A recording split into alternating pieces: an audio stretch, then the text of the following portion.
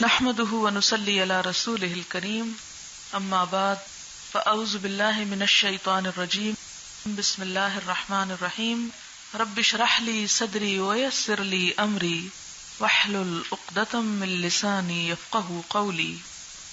يسألونك عن الشهر الحرام، پوچھتے ہیں آپ سے حرام مہینوں کے بارے میں. کیا جیسا کہ آپ جانتے ہیں کہ رجب، ذوالقعدہ، ذوالحج اور محرم حرام مہینے تھے اور صدیوں سے ان کی حرمت قائم تھی، ان میں جنگ کرنا منع تھا. تو ہوا یہ کہ ایک مرتبہ جمادی الثانی 2 ہجری میں نبی صلی اللہ علیہ وسلم نے 8 آدمیوں کا ایک دستہ نخلا کی طرف بھیجا. نخلا ایک جگہ ہے مکے اور طائف کے درمیان، اور اس کو ہدایت کی کہ قریش کی نقل و حرکت اور ان کے آئندہ ارادوں کے متعلق معلومات حاصل کرے. جنگ کی کوئی اجازت آپ نے نہیں دی، لیکن ان لوگوں کو راستے میں قریش کا ایک چھوٹا سا تجارتی قافلہ ملا. تو مسلمانوں کے اس دستے نے کیا کیا؟ ان پر حملہ کر کے ایک آدمی کو قتل کر دیا. کہا جاتا ہے کہ عبداللہ بن جہش نے عبداللہ بن الحضرمی کو مارا اور باقی لوگوں کو ان کا مال سمیت گرفتار کر کے مدینہ لے آئے. یہ کاروائی ایسے وقت میں ہوئی تھی جبکہ جمادی الثانی ختم اور رجب شروع ہو رہا تھا، یعنی رجب کی پہلی تاریخ تھی. اب یہ بات شک والی تھی کہ حملہ جمادی الثانی میں ہوا یا رجب میں، کیونکہ آخری دن ایک تو چاند بھی نظر نہیں آتا بسا اوقات. اب ہوا یہ کہ مسلمانوں سے اس غلطی کا ہونا ہی تھا. غلطی اس لیے کہہ رہی ہوں کہ حضور صلی اللہ علیہ وسلم نے اس کی اجازت نہیں دی تھی. آپ نے صرف یہ کہا تھا کہ دشمنوں کی نقل و حرکت پہ نظر رکھو، یہ نہیں کہا تھا کہ جا کے ان کو مار کے ان کا مال چھین لاؤ. اب یہ بات ہونی ہی تھی کہ دشمنوں کو ایک زبردست پروپیگنڈے کا موقع مل گیا. ادھر قریش، اس طرف یہودی، منافقین، یہ سارے کے سارے مسلمانوں کے اوپر پل پڑے اور کہنے لگے کہ یہ اچھے مسلمان ہیں کہ حرام مہینوں کی حرمت ان کے نزدیک کوئی اہمیت ہی نہیں رکھتی. تو اسی اعتراض کا جواب اس آیت میں دیا گیا، قل قتال فیہ کبیر، کہ ہاں اسلام میں بھی حرام مہینوں کی حرمت باقی ہے اور اس میں جنگ کرنا بہت بری بات ہے، لیکن تم اپنے حرکتوں کو تو دیکھو. مسلمانوں سے تو ایک کام بھول سے اور اتفاقاً ہو گیا، اور تم لوگوں کا حال کیا ہے کہ جان بوجھ کر غلط کام کر رہے ہو. کون کون سے؟ وصد عن سبیل اللہ، اور اللہ کے راستے سے لوگوں کو روکنا، وکفر بہ، اللہ کا انکار کرنا، والمسجد الحرام، مسجد حرام سے روکنا. یہ سارے جرم، و اخراج اہلہ منہ، اور اس کے رہنے والوں کو اپنے گھروں سے نکال لینا، یہ کیا ہے؟ اکبر عند اللہ، اللہ کے نزدیک زیادہ بڑا جرم ہے. یعنی مستقل طور پر تم یہ جرم کیے چلے جا رہے ہو. کہاں ایک طرف مسلمانوں کی بھول، غلطی، نبی صلی اللہ علیہ وسلم کی اجازت کے بغیر ایسا کر لینا، اور کہاں تمہارے یہ سارے جرائم، صد عن سبیل اللہ، کفر بہ، والمسجد الحرام، و اخراج اہلہ منہ، یہ سارے کے سارے جرائم کیسے ہیں؟ اکبر عند اللہ، اللہ کے نزدیک بہت بڑا جرم ہے. والفتنۃ اکبر من القتل، اور فتنہ تو قتل سے بھی بڑا گناہ ہے. یعنی جو فتنہ پردازیاں تم کر رہے ہو وہ ایک شخص کا قتل جو بھول کے ہو گیا مسلمانوں سے، اس سے کہیں بڑا جرم ہے. ولا یزالون یقاتلونکم، پھر مسلمانوں سے کہا گیا کہ یہ تم سے مسلسل جنگ کرتے ہی رہیں گے، یہ نہیں باز آئیں گے. حتی یردوکم عن دینکم، یہ جو ہے نا لا یزالون، لا کا مطلب ہے نہیں، اور یزالون کا ہے زال یزالو، زوال. اسی سے زوال کا کیا معنی ہوتا ہے؟ سورج کا ڈھل جانا. تو لا یزال یعنی نہیں ڈھلیں گے، نہیں ٹلیں گے، ہمیشہ رہیں گے، مستقل مسلط رہیں گے. یعنی یہ اپنی سازشوں اور شرارتوں سے باز نہیں آئیں گے. کب تک نہیں آئیں گے؟ حتی یردوکم عن دینکم، یہاں تک کہ تمہیں تمہارے دین سے پھیر دیں. یعنی تمہیں مرتد بنانے کی کوششوں سے باز آنے والے نہیں. ان استطاعوا، اگر یہ استطاعت رکھیں. تو جب یہ مسلسل تمہارے ایمان کے در پے ہیں تو کیا ایسے لوگوں سے لڑو گے نہیں؟ اور پھر شہر حرام میں اگر یہ لڑنے لگے تم سے، حرام جگہ پر، حرام مہینے میں اور حرام مسجد میں، تو تم بھی ان سے لڑ سکتے ہو. وَمَن يَرْتَدِدْ مِنْكُمْ، اور جو کوئی تم میں سے پھر گیا، مرتد ہو گیا، ان دین ہی اپنے دین سے، فیمت پھر مر گیا، وہو کافر حالانکہ وہ کافر تھا. یعنی جو مسلمان مرتد ہو کے اپنے دین سے پھر گیا، کفر کی حالت میں ہی پھر مرا، کیونکہ توبہ کر لے تو گناہ معاف ہو جاتا ہے، مرتد کا گناہ بھی معاف ہو جاتا ہے. لیکن اگر توبہ نہ کرے اور اسی حالت میں رہے تو اس صورت میں پھر کیا ہے؟ فَأُولَٰئِكَ حَبِطَتْ أَعْمَالُهُمْ، ایسے لوگوں کے اعمال ضائع ہو گئے.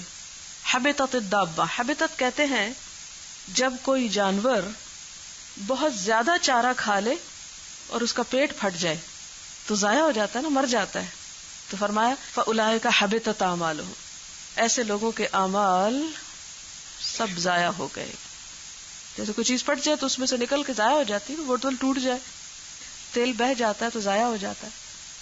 اسی طرح حبطت اعمالہم فی الدنیا والآخرۃ، دنیا میں بھی اور آخرت میں بھی.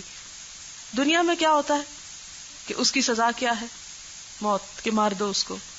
بخاری میں آتا ہے من بدل دینہ فاقتلوہ، جو اپنا دین بدل دے اسے قتل کر ڈالو. اور کیا ہوتا ہے؟ نکاح ٹوٹ جاتا ہے فوراً، بیوی ہاتھ سے گئی، میراث کا حق ختم. والدین فوت ہو جائیں تو یہ وارث نہیں ہو سکتا کافر، یہ کافر مسلمان کا وارث نہیں بن سکتا. اسی طرح پچھلے سارے عمل ضائع، جو نمازیں پڑھی، نیکیاں کام کیے، وہ سب ضائع. کیوں؟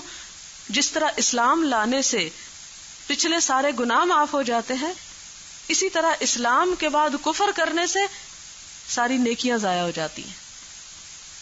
پھر اسی طرح یہ کہ نماز جنازہ نہیں ہوگی، کوئی بخشش کی دعا نہیں کر سکتا، مسلمانوں کے قبرستان میں دفن نہیں ہو سکتا.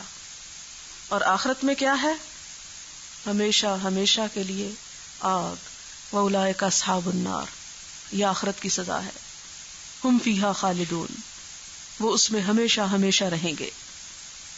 ان الذین آمنوا، اس کے برعکس وہ لوگ جو ایمان لے آئے. والذین ہاجروا، اور جنہوں نے ہجرت کی. ہجرت کا کیا معنی ہے؟ اللہ کے اذن سے، اللہ کے حکم سے اسلام کی خاطر اپنا وطن چھوڑ دیا. ہے جیم رے اس کا روٹ ہے حجر، چھوڑ دینا، خواہ دل سے ہو یا زبان سے یا عملی طور پر. آپ صلی اللہ علیہ وسلم نے فرمایا مہاجر وہ ہے جس نے اللہ اور اس کے رسول کی منع کی ہوئی باتوں سے اپنے آپ کو الگ کر لیا. یعنی حقیقی ہجرت کیا ہے؟ کہ ناجائز خواہشات اور برے اخلاق اور گناہوں کو چھوڑ دیا جائے. لیکن یہاں مراد کون ہے؟ صحابہ کرام ہیں جنہوں نے ایمان کی حفاظت کے لیے ہجرت کی، گناہ بھی چھوڑ دیے اور گھر بار بھی چھوڑ دیے. کیونکہ ایک روایت میں آتا نا جاہدوا باہوائکم کما تجاہدون اعداءکم، اپنی خواہشات سے بھی ایسے ہی جہاد کرو جیسے اپنے اعداء دشمنوں سے کرتے ہو.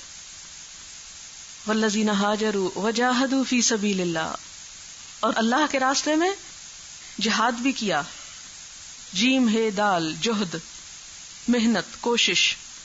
دشمن کے مقابلے میں جو کچھ بن سکے وہ کر گزرنے کا نام جہاد ہے. جہاد 3 طرح کا ہوتا ہے، ایک دشمنان دین سے، دوسرا شیطان سے، اور تیسرا نفس سے. 3 طریقوں سے کیا جاتا ہے، زبان سے، دل سے اور ہاتھ سے. ہاتھ ہی میں قتال آ جاتا ہے جو جہاد کی آخری حد ہے، قتل کرنا. جہاد کا معنی ہوتا ہے پورے طور پر کوشش اور مشقت کرنا، اٹ موسٹ کوشش، اسٹرگل. یعنی اپنے مقصد کے لیے ہاتھ، زبان، قلم، ہر چیز سے بھاگ دوڑ. یعنی شر کے خلاف کوئی بھی کوشش، کسی بھی ذریعے، کسی بھی طریقے سے، یہ ساری کی ساری جہاد ہے. خواہ شر اپنے دل کے اندر ہو یا زبان میں ہو یا اعمال میں ہو یا معاشرے کے اندر شر ہو، کہیں پر بھی ہو، ہر شر کو دور کرنے کی آٹموسٹ اسٹرگل جہاد کہلاتی. ٹھیک ہے؟ وجاہدوا فی سبیل، اور یہ ہونا کس لیے چاہیے؟ اللہ کی خاطر، کسی دنیاوی مفاد کے لیے نہیں. مثلا اگر کوئی شخص بیماری کے ڈر سے شراب چھوڑ دیتا ہے، یہ جہاد نہ ہوا. اللہ کے لیے، اللہ کا حکم سمجھ کے چھوڑتا ہے تو یہ دراصل جہاد. اولئک یرجون رحمت اللہ، ایسے لوگ اللہ کی رحمت کے امیدوار ہیں. اللہ کی رحمت کن کے لیے ہے؟ الذین ہاجروا وجاہدوا فی سبیل اللہ، جو اللہ کی خاطر گھر بار چھوڑ دیں، اللہ اور رسول کی ناپسندیدہ چیزوں کو چھوڑ دیں، اور ہر شر کو دور کرنے کے لیے صرف چھوڑ ہی نہ دیں خود، بلکہ اسے مٹانے کی پوری کوشش کریں. اسی لیے ہاجروا اور جاہدوا ساتھ ساتھ آ رہے ہیں. ہجرت ایک طرح سے جد و جہد ہی ہے، اور جد و جہد ہجرت ہے. اولئک یرجون رحمت اللہ واللہ غفور الرحیم، اور ایسے لوگوں کے لیے اللہ تعالیٰ بھی بڑا ہی غفور الرحیم ہے. لیکن رہے وہ لوگ جو برائیوں میں ڈوبے ہوئے ہوں، دلچسپی رکھتے ہوں، تو پھر ان کا انجام کیا ہے؟ یسألونک عن الخمر والمیسر، یہ پوچھتے ہیں آپ سے خمر کے بارے میں اور میسر کے بارے میں. پہلے تو یہ دونوں لفظ دیکھ لیجئے. خمر، خے میم رے، خمر شراب کو کہتے ہیں، شراب انگوری کے لیے. اصل میں تو انگور کے کچے پانی کا نام جبکہ وہ نشہ آور ہو خمر ہے، لیکن اصطلاح میں ہر نشہ آور چیز کے لیے خمر بولا جاتا ہے. الخمر ما خامر العقل، خمر وہ ہے جو عقل کو ڈھانپ لے. یعنی لغت میں خمر کیا ہے؟ انگور کا کچا پانی جو نشہ آور ہو. یا خمر کا لفظ اختمار سے بھی ہے. اختمار ہوتا ہے خمیر اٹھنا. تو خمر کب بنتی ہے؟ جب اس میں ایک خمیر اٹھتا ہے، سڑاند ہو جاتی ہے نا، ایک خمیر اٹھتا ہے، اس میں ایک جوش پیدا ہوتا ہے، اور پی کے طبیعت میں جوش پیدا ہو جاتا ہے. تو یہ چیز خمر ہے. اور مخامرہ چھپانے کو بھی کہتے ہیں، کیونکہ شراب پی کے انسان کی عقل، ہوش، حواس چھپ جاتے ہیں، گم ہو جاتے ہیں، اس لیے اس کو خمر کہتے ہیں. دوپٹے کو کیا کہتے ہیں؟ خمار، کہ یہ بھی چھپانے والی چیز ہے. تو جو دوپٹہ چھپائے نا وہ پھر خمار نہیں.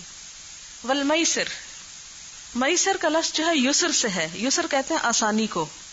جوا مراد ہے جو آسانی سے ہاتھ آ جاتا ہے بغیر کسی محنت کے. آپ ایک چیز خرید لیتے ہیں اور اس کے بدلے میں کروڑ پتی بن جائیں، تو یہ جوئے کی بھی ایک قسم ہے. یسألونک، یہ لوگ پوچھتے ہیں.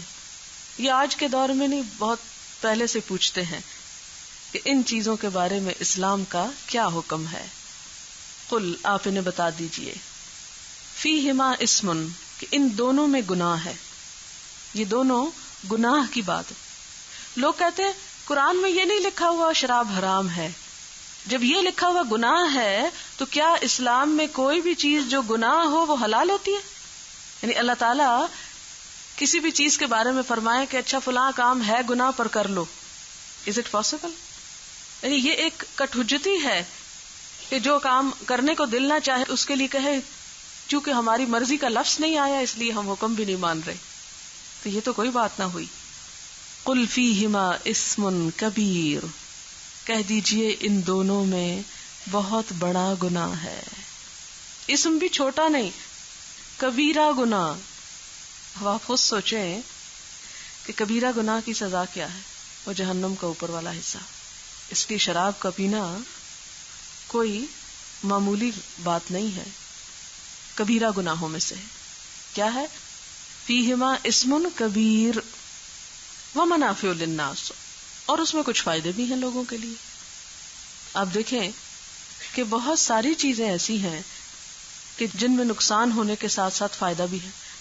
مثلا سانپ جو ہے ایک طرف کاٹتا ہے اور مر جاتا ہے انسان، لیکن دوسری طرف اس کا فائدہ بھی ہے کہ زمین کے اندر سے زہریلے مادے سک کرتا رہتا ہے.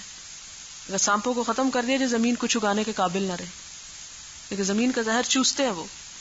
تو اسی طرح بہت ساری چیزوں کو آپ دیکھ سکتے ہیں کہ جن کے فائدے بھی ہیں لیکن ان میں نقصان بھی ہے.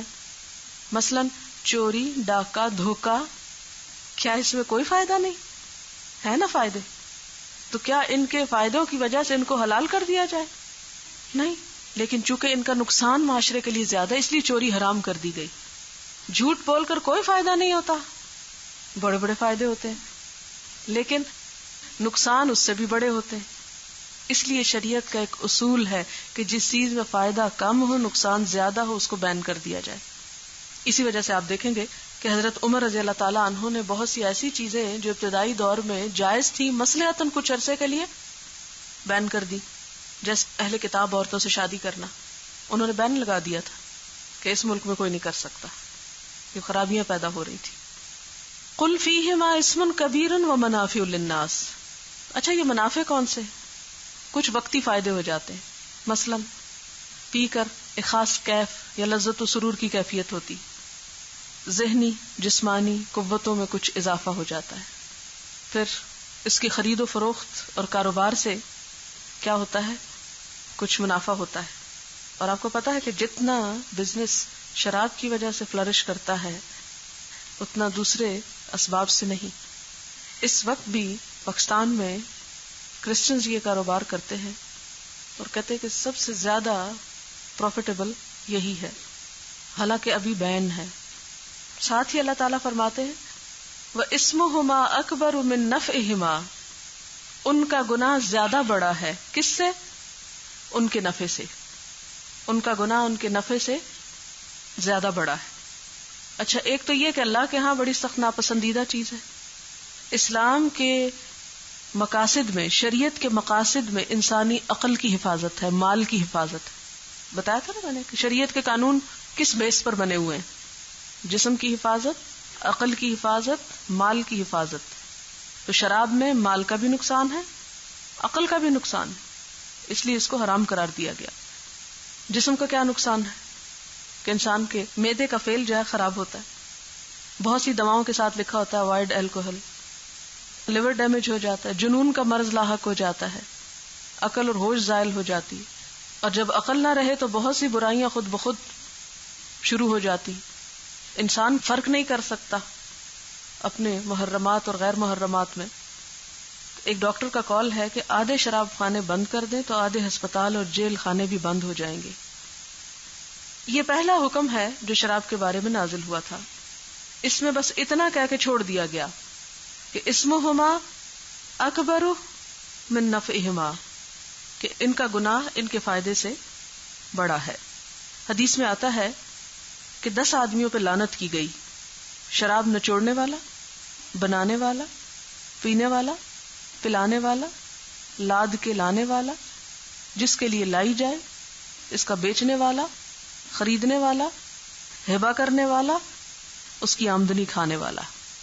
شراب کی آمدنی کو بھی حرام قرار دیا گیا. 10 پورے ہو گئے. یہاں سے ایک اور اصول ہمیں زندگی کا پتہ چلتا ہے کہ کوئی بھی چیز جس کا فائدہ بھی ہو اور نقصان بھی، لیکن نقصان زیادہ ہو اور فائدہ کم ہو تو اسے چھوڑ دینا چاہیے. کوئی کام، کاروبار، تجارت، کچھ بھی ایسی تمام سیاسی اور غیر سیاسی سرگرمیاں کہ جن کے نتیجے میں لوگوں کا وقت ضائع ہو، ایسے جلسے جلوس، ایسی گیمز، کھیلیں جو سارا دن ٹیلی ویژن پہ چلتی رہتی ہیں اور لوگ بیکار عضو معطل ہو کے ان کے آگے اسٹیچو بن کے بیٹھے رہتے ہیں سب کام چھوڑ کے.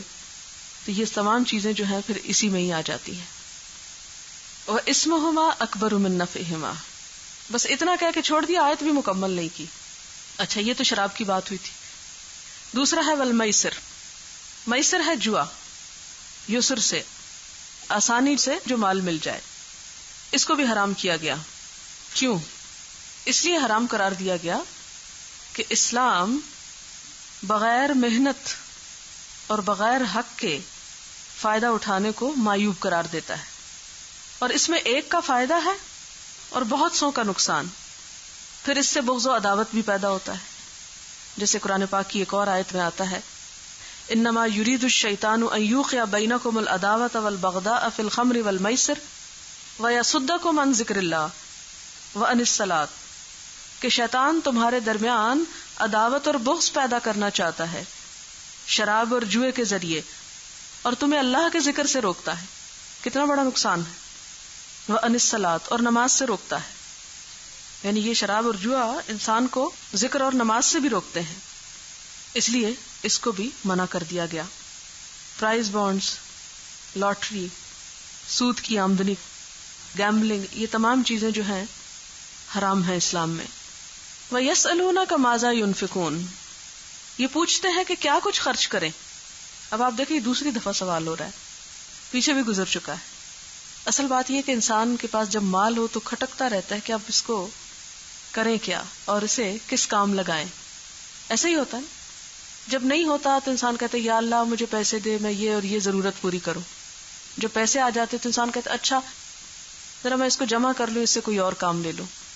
یہ عمومی نفسیات، میں نہیں کہہ رہی کہ میں آپ کے بارے میں کہہ رہی ہوں کہ آپ ضرور ایسا کرتے ہوں گے، لیکن عموماً لوگوں کو دیکھا گیا ہے کہ وہ اسی نفسیات پہ عمل کرتے ہیں اور یہی سوچتے رہتے کہ کس طرح اس کو اور بڑھایا جائے. اسلام آیا اور لوگ مسلمان ہوئے تو نفسیات تو انسانوں والی تھی کہ اچھا اس پیسے کا استعمال کیسے کریں کہ جس سے ہمیں زیادہ فائدہ ہو، بڑا نفع. تو فرمایا قل العفو، کہہ دیجئے جو ضرورت سے زائد ہو. العفو، بات یہ ہے کہ مسلمان وہ ہوتا ہے جو آخرت کو اپنا گھر سمجھتا ہے. اس کی سب سے بڑی تمنا کہ اللہ راضی ہو جائے.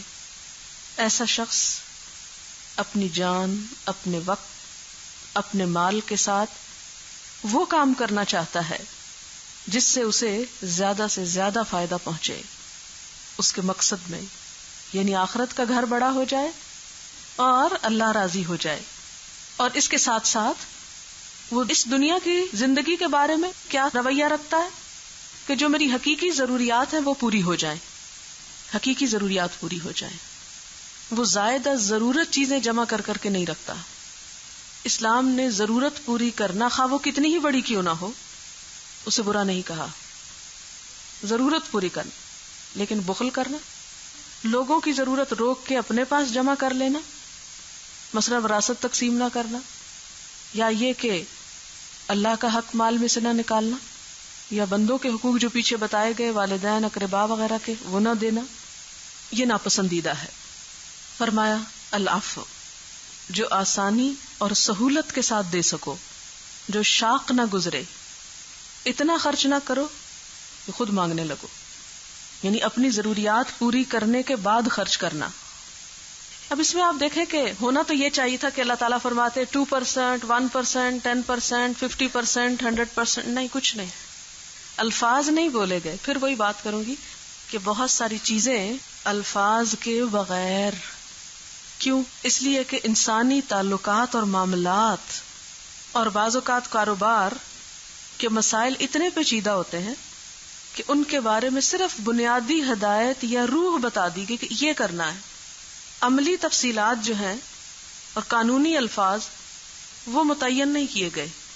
پرسکرائبڈ ورڈز میں کچھ سجیسٹ نہیں کیا گیا، انسان کی ڈسکریشن پہ چھوڑ دیا گیا کہ خرچ کرنے کا پوچھتے ہو خرچ کرو، لیکن پہلے اپنی ضرورت پوری کر لو. ضروریات پوری کرنے کے بعد جو بچ جائے اس میں سے خرچ کرو. اور اس کے لیے سب سے بڑی بات کیا ہے کہ انسان اپنی نیت کا قبلہ درست رکھے اور دوسرے کی خیر خواہی چاہے. جب انسان کے اندر دوسرے کی بھلائی ہوتی ہے تو پھر وہ کسی بھی طرح خیر کرنے سے چوکتا نہیں. کذالک یبین اللہ لکم الآیات، اسی طرح بیان کرتا ہے اللہ تمہارے لیے آیات کو، احکامات کو. لعلکم تتفکرون، تاکہ تم غور و فکر کرو، تم غور و فکر کرتے رہو، یعنی خود سوچو، خود فکر کرو کہ کہاں کیا ہونا چاہیے. پھر امتحان کس کا؟ آپ دیکھیں کہ اگر ہر چیز کا جواب دے دیا جاتا 2 اور 2 4 اور انسان لگے بندے آنکھیں بند کر کے ہر کوئی وہی کر لیتا تو پھر درجوں کا اوپر نیچے ہونا کیسے ہوتا؟ درجے بھی تو اسی سے اوپر نیچے ہوتے ہیں نا.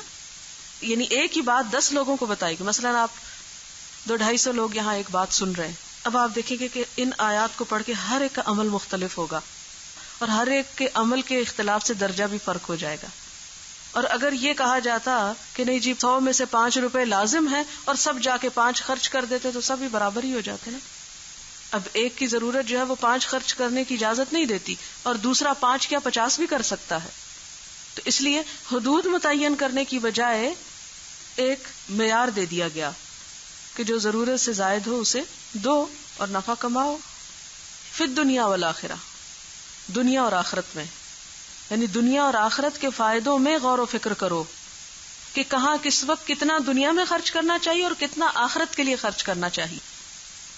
آیت کو دیکھیں، لعلکم تتفکرون فی الدنیا والآخرہ، تاکہ تم غور و فکر کرو کس میں؟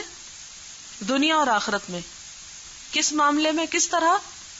کہ کہاں دنیا کے معاملے میں خرچ کرنا ہے، کتنا کرنا ہے، دنیا کو کتنی اہمیت دینی ہے، اور کتنا آخرت کے معاملے میں، آخرت کی خاطر.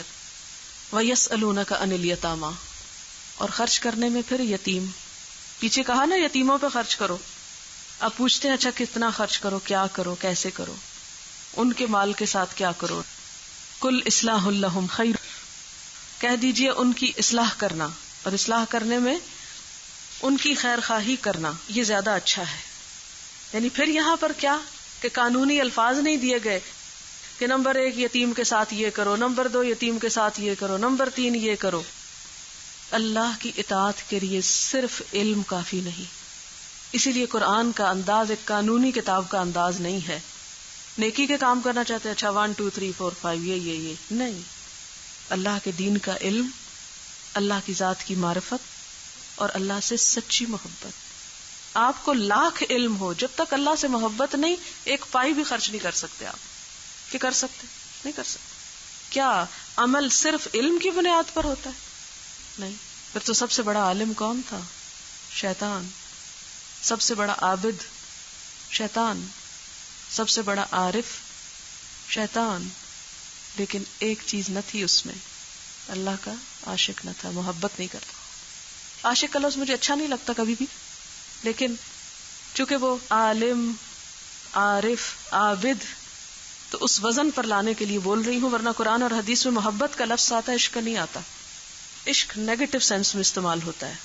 لیکن عارف، معرفت، جس کے اندر پہچان یعنی ادراک، یعنی اللہ کی نشانیوں سے، کائنات کی جو اللہ تعالیٰ نے چیزیں پیدا کی جیسے آیات واضح کی ہیں، ان سے اللہ کی پہچان.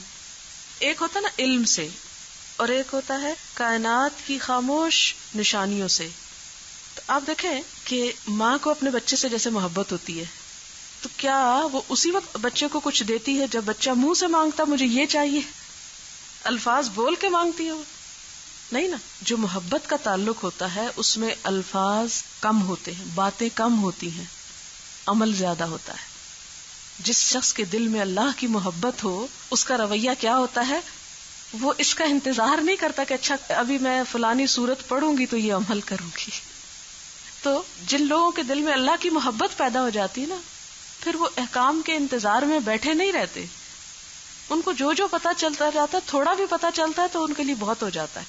تو اللہ تعالیٰ فرماتے ہیں قل اصلاح لہم خیر. اصل بات یہ ہے کہ دل میں ان کی خیر خواہی پیدا کرو. وَإِن تُخَالِطُوهُمْ، اور اگر تم ان کو آپس میں ملا لو. تخالطوہم کا لفظ جو ہے خلط ملط سے ہے، خے لام توئے، خلط، دو چیزوں کا آپس میں مل جانا ہے. یعنی تم انہیں اپنے سے ملا لو. فإخوانکم، تو بھائی ہیں تمہارے. کون بھائی ہیں تمہارے؟ یتیم. یتیموں کو بھائی قرار دیا گیا. کسی بھائی کے لیے تم کیسا جذبہ رکھو گے؟ ایک بھائی کے لیے خود بخود خیر خواہی کرو گے. اسی طرح ایک یتیم بچے کے ساتھ قانون نہیں خیر خواہی کرا سکتا، دل میں ہمدردی اور خیر خواہی کے جذبات ہی اس کا بھلا کروا سکتے ہیں. واللہ یعلم المفسد من المصلح، اور اللہ جانتا ہے مفسد کو مصلح سے. اللہ کو پتا ہے کہ کون فسادی ہے اور کون خیر خواہی رکھتا ہے. اصل میں اس آیت کے نازل ہونے سے پہلے یتیموں کے حقوق کی حفاظت میں بار بار سخت احکام آ چکے تھے، اور یہاں تک فرما دیا گیا تھا کہ یتیم کے مال کے پاس بھی نہ پھٹکو، اور جو لوگ یتیم کا مال ظلم سے کھاتے ہیں وہ اپنے پیٹوں میں آگ بھرتے ہیں. اب یہ اتنے سخت احکام تھے کہ جن لوگوں کے پاس یتیم بچے جن کی زیر پرورش تھے وہ ڈر گئے، حتیٰ کہ ان کا کھانا پینا الگ کر دیا. اور اس احتیاط پر کہ یتیموں کا کوئی مال ہمارے مال میں نہ مل جائے، بعض اوقات ان کی چیز خراب بھی ہو جاتی تھی تو استعمال نہیں کرتے تھے، تو لوگ بڑی مشکل میں پڑ گئے. تو اس لیے مسئلہ پوچھا، آپ نے اس کا جواب دیا، اور ساتھ ہی فرمایا وَلَوْ شَاءَ اللَّهُ لَأَعْنَتَكُمْ، اگر اللہ چاہتا تو تمہیں مشکل میں ڈال دیتا، کہ بغرض اصلاح بھی ان کا مال ساتھ ملانے کی اجازت نہ ہوتی. اعنات، عین نون تے، انتا، ایسی مشکل میں ڈالنا جس سے نکلا نہ جا سکے. ایسی مشکل جس سے نکلا نہ جا سکے. یعنی اللہ تعالیٰ تمہیں ایسا سخت حکم دیتا کہ تم سب مصیبت میں پڑ جاتے اور اس سے نکل نہ پاتے. ان اللہ عزیز حکیم، بے شک اللہ زبردست ہے، حکمت والا ہے.